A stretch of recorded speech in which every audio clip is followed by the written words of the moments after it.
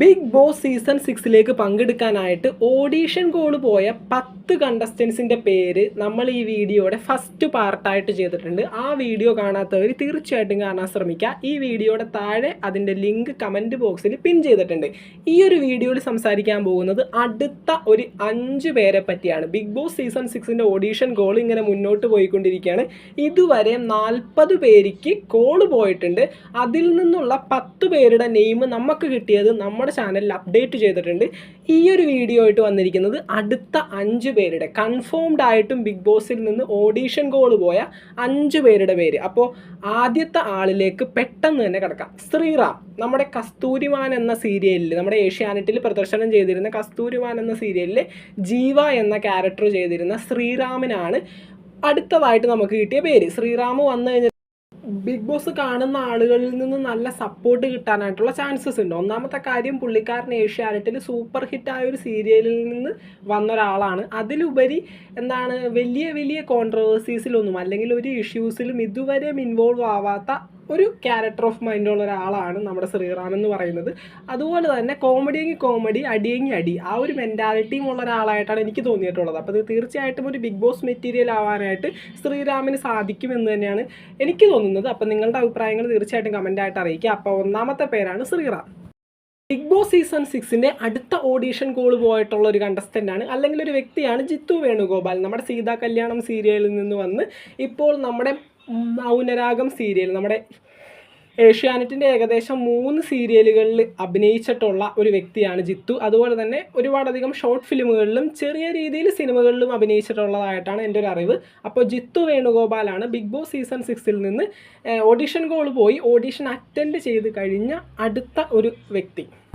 Big Boss season 6 നിന്ന് audition call ആദ്യത്തെ കാറ്റഗറിയിൽ പോയ ഒരാളാണ് നമ്മുടെ ജാസ്മിൻ ജാഫർ, നമ്മുടെ യൂട്യൂബറും. അതുപോലെ തന്നെ യൂട്യൂബിൽ അത്യാവശ്യത്തിലധികം സബ്സ്ക്രൈബേഴ്സ്, കാരണം 10 ലക്ഷത്തിലധികം സബ്സ്ക്രൈബേഴ്സ് യൂട്യൂബിലും ഇൻസ്റ്റഗ്രാമിലും നല്ല രീതിയിൽ ഫോളോവേഴ്സ് ഉണ്ട്. അതുപോലെ തന്നെ ഏഷ്യാനെറ്റിൻ്റെ ഫുഡ് വിത്ത് കോമഡി എന്ന് പറഞ്ഞ ആ ഒരു പരിപാടിയിലും അംഗമായിരുന്ന ഒരു വ്യക്തിയാണ് ജാസ്മിൻ ജാഫർ.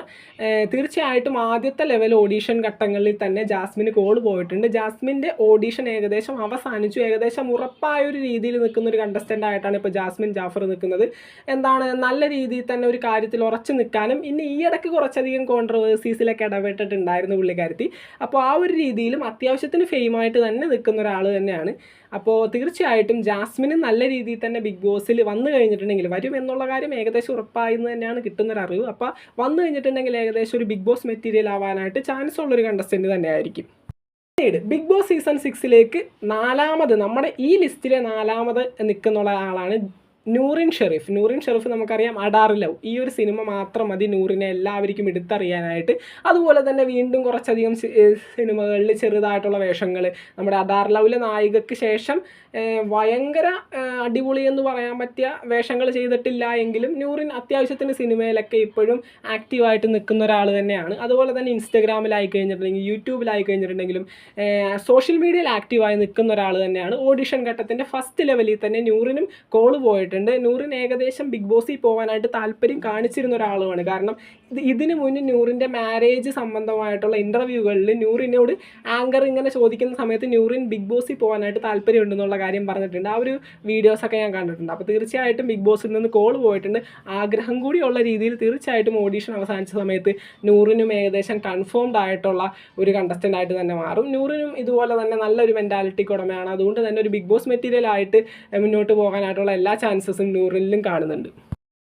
ഈ ഒരു ലിസ്റ്റിലെ അവസാനത്തെ പേരാണ് നമ്മുടെ നിക് സാന്റിൽ ലോബോ എന്ന് പറയുന്ന നിക് വ്ളോഗ്സ്. നിക് വ്ളോഗ്സിനെ അറിയാത്തതായിട്ട് ആരും ഉണ്ടാവില്ല. ഈ ഒരു പേര് ഞാൻ അവസാനത്തേക്ക് വെച്ചത് പുള്ളിക്കാരനെ പറ്റി കുറച്ച് പറയാനുണ്ട്. കാരണം നമ്മുടെ യൂട്യൂബിലെ, ഞാൻ എൻ്റെ യൂട്യൂബ് ജീവിതം തുടങ്ങിയ ആ ഒരു സമയത്ത് തൊട്ട് തന്നെ നിക് വ്ളോഗ്സിൻ്റെ സബ്സ്ക്രൈബറാണ്.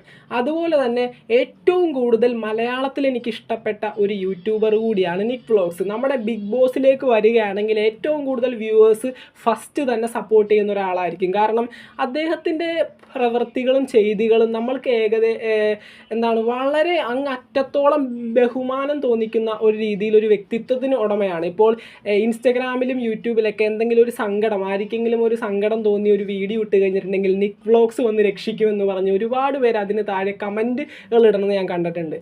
കാരണം എന്ന് വെച്ചാൽ വേറൊന്നുമല്ല, കാരണം അയാളിൽ ഒരുപാട് പേർക്ക് അത്ര വിശ്വാസമാണ്. ആ ഒരു വിശ്വാസം കാത്തു രക്ഷിക്കുന്ന രീതിയിൽ തന്നെയാണ് അദ്ദേഹം എപ്പോഴും അദ്ദേഹത്തിൻ്റെ വീഡിയോസ് ചെയ്യാറുള്ളത്, അല്ലെങ്കിൽ അദ്ദേഹത്തിൻ്റെ പ്രവൃത്തി അല്ലെങ്കിൽ അദ്ദേഹത്തിൻ്റെ സേവ അദ്ദേഹം ചെയ്യാറുള്ളത്. ഇപ്പോൾ യൂട്യൂബിൽ നിന്ന് ഒരുപാടധികം ലക്ഷക്കണക്കിന് രൂപ സാലറി കിട്ടുന്ന ഒട്ടനവധി യൂട്യൂബേഴ്സ് ഉണ്ട്.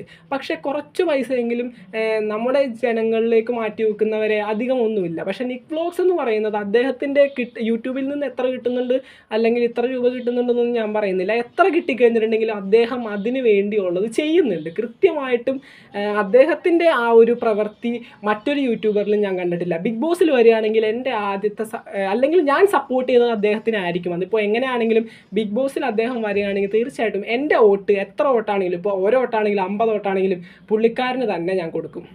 അപ്പോൾ തീർച്ചയായിട്ടും ഞാനൊരു നിക് വ്ലോഗ്സിന് ഇഷ്ടപ്പെടുന്ന അദ്ദേഹത്തിൻ്റെ ഒരു സബ്സ്ക്രൈബറാണ്. അതുകൊണ്ടാണ് ഞാൻ ഇത്രയും ഇതായിട്ട് പറഞ്ഞത്. നിങ്ങൾക്കും അദ്ദേഹത്തെ ഇഷ്ടമായിരിക്കും. അപ്പോൾ ബിഗ് ബോസ് സീസൺ 6ൻ്റെ ഓഡീഷൻ ഗോൾ പോയ ഒരാൾ നിക് വ്ലോഗ്സ് ആണ്. തീർച്ചയായിട്ടും നിക് വ്ലോഗ്സ് അത് ഏറ്റെടുക്കാനായിട്ട് തീർച്ചയായിട്ടും ചാൻസ് ഉണ്ട്. നല്ല രീതിയിൽ തന്നെ ബിഗ് ബോസ് മെറ്റീരിയലായിട്ട് മുന്നോട്ട് പോകാൻ പറ്റുന്ന ഒരു വ്യക്തിത്വത്തിന് ഉടമ തന്നെയാണ് നിക് വ്ലോഗ്സ്. അപ്പോൾ തീർച്ചയായിട്ടും ബിഗ് ബോസ് രീതിയിലുള്ള വാർത്തകൾക്കായി ചാനൽ സബ്സ്ക്രൈബ് ചെയ്യാത്ത ആരെങ്കിലും ഉണ്ടെങ്കിൽ തീർച്ചയായിട്ടും സബ്സ്ക്രൈബ് ചെയ്യുക. ബിഗ് ബോസ് തുടങ്ങുന്ന സമയത്ത് നമ്മളതിൻ്റെ ലൈവ് അപ്ഡേറ്റ്സ് ആയിട്ടുണ്ടാകും. വീഡിയോ ലൈക്ക് ചെയ്യാതെ കാണുന്നവർ തീർച്ചയായിട്ടും ലൈക്ക് ചെയ്യുക. ഇപ്പോൾ പറഞ്ഞ 5 പേരുകളിൽ നിങ്ങൾക്ക് ഏറ്റവും ഇഷ്ടപ്പെട്ട ആരാണെന്ന് വെച്ചാൽ അയാളെ കമൻറ്റ് ചെയ്യാനായിട്ട് മറക്കരുത്. അപ്പോൾ താങ്ക്